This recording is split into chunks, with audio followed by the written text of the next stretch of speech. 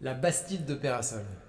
Donc là, c'est vraiment une grande première puisque c'est une nouvelle cuvée avec ce millésime 2020 où on a voulu vraiment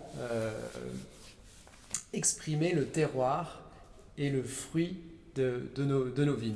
Cette cuvée, sa sélection a été en partie dictée, guidée par la position de la lune. On parle de jour feuille, jour fruit, jour fleur, jour racine.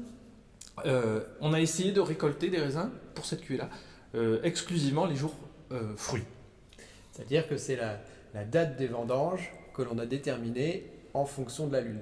Voilà. Donc c'est dans l'idée de se dire que ça pouvait nous aider à exprimer un terroir et à retrouver dans les vins, vraiment comme tu le dis souvent, le raisin en fait. Voilà, ça a véritablement goût du raisin. Alors, il y a une influence également sur l'encépagement.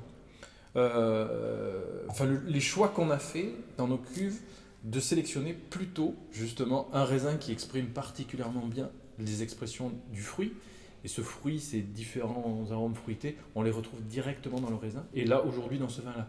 Et c'est le Grenache. Qu'on a un premier nez qui est clair, c'est du fruit. C'est du fruit. C'est du fruit, c'est de suite gourmand.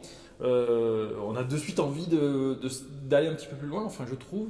Pour arriver à équilibrer ce côté fruité, généreux, gourmand, on construit ensuite l'ossature du vin sur l'acidité en allant chercher des assemblages avec nos autres cépages, donc une majorité Grenache, mais également du Cinsault.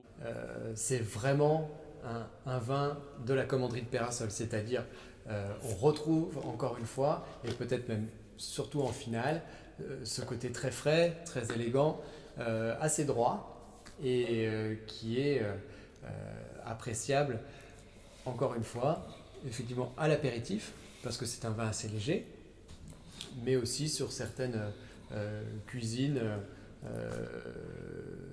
estivales ou en tout cas une cuisine légère.